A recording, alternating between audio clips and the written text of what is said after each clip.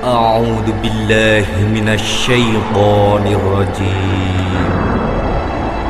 بسم الله الرحمن الرحيم.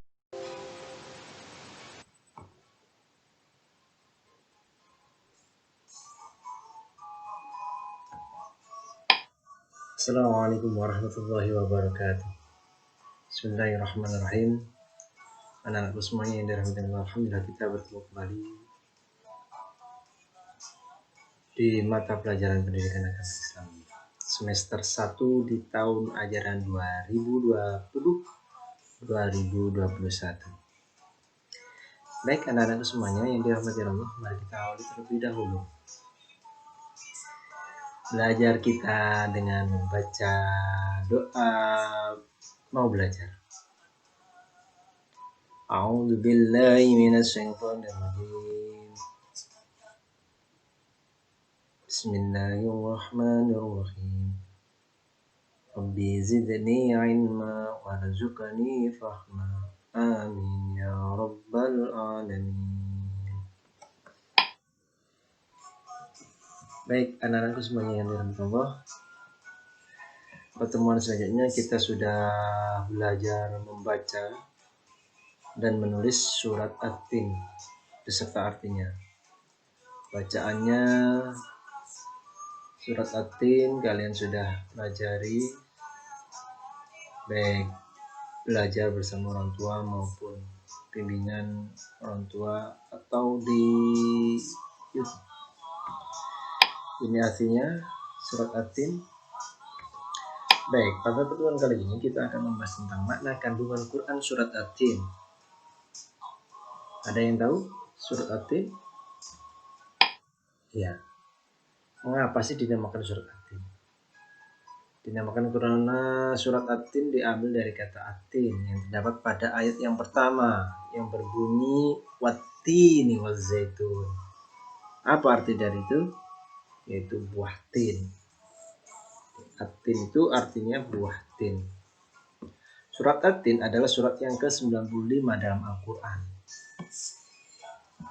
Surat At-Tin adalah surat yang ke-95 dalam Al-Quran yang berjumlah 8 ayat dan tergolong surat yang diturunkan di kota Mekah atau yang sering disebut juga dengan surat Makkiyah. Anak-anakku semuanya, Allah memulai surat At-Tin dengan bersumpah dua buah-buahan yang disebut dalam ayat pertama, yaitu surat At-Tin adalah buah tin dan zaitun. Buah tin ini merupakan buah yang dapat dikonsumsi, sedangkan buah zaitun dapat diambil minyaknya.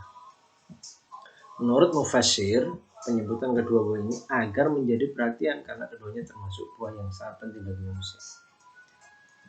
Menurut sebagian mufassir, tin diartikan sebagai tempat tinggal Nabi Nuh alaihissalam di Damaskus tempatnya. Tempat yang banyak tumbuhan pohon tin. Zaitun adalah Baitul Maqdis yang banyak tumbuhan zaitun. Gunung Sinai adalah tempat Nabi Musa menerima wahyu alaihissalam. Kandungan dari surat At-Tin ayat kedua adalah Allah bersumpah demi Gunung Sinai. Ini gambaran Gunung Sinai atau Tursina. Tempat ini sekarang dikenal dengan nama Semenanjung Sinai.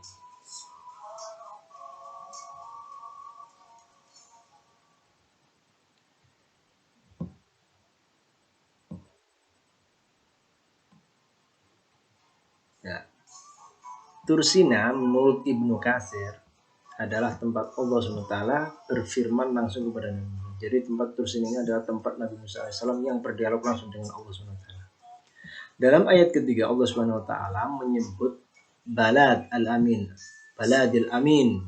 Menurut mufassir, Balad al-Amin adalah kota Mekah. Barang siapa saja yang masuk ke kota Mekah akan terjamin keamanan.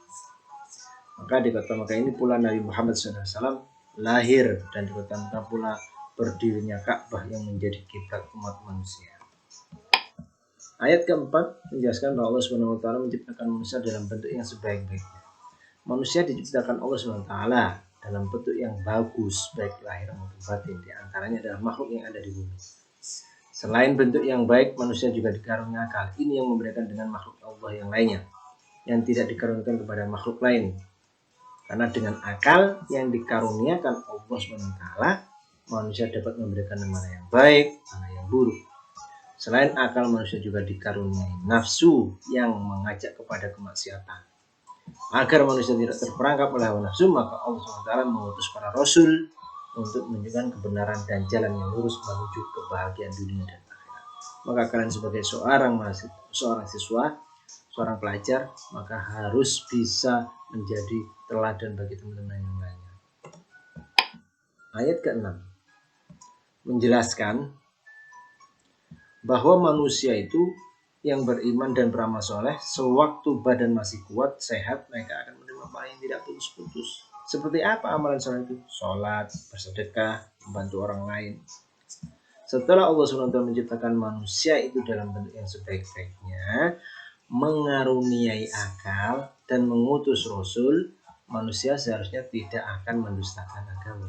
Hari pembalasan pasti adanya, meskipun tidak ada satupun makhluk yang mengetahui dengan pasti waktu kedatangannya. Demikian dijelaskan dalam ayat ke-7 surat At-Tin.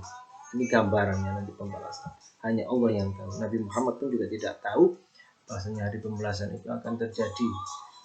Kapan hari kiamat itu terjadi tidak tahu. Ayat ke-8, Allah SWT adalah hakim yang paling adil. Hakim yang paling adil adalah Allah. Dengan keadilannya dia akan membalas perbuatan manusia. Amal kebajikan akan dibalas dengan balasan yang sesuai dengan amal keburukan. Akan dibalas dengan balasan yang setimpal. Jadi kita harus memperbaiki ketika kita melakukan kesalahan. Baik anak-anakku semuanya yang dirahmati. Secara umum, pesan pokok atau kandungan dalam surat At-Tin adalah sebagai berikut. 1. Allah bersumpah demi batin, Zaitun, Bukit Tursina atau Sinai dan negeri Mekah yang aman, bahwa dia telah menciptakan manusia dalam bentuk yang sebaik-baiknya.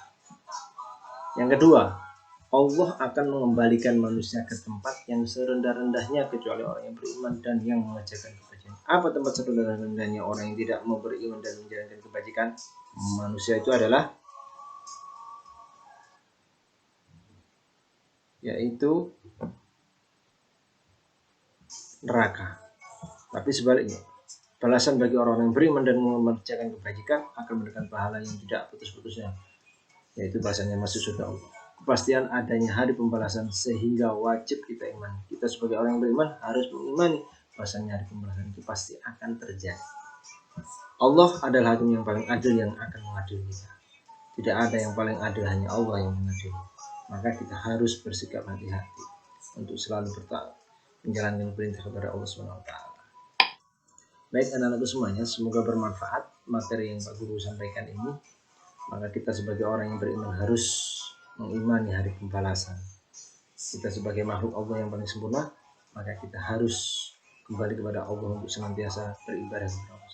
Mari kita akhiri dengan doa membaca hamdalah dan doa kepada Alhamdulillahirabbil alamin.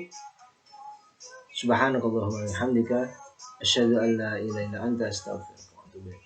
Semoga bermanfaat buat kita semua.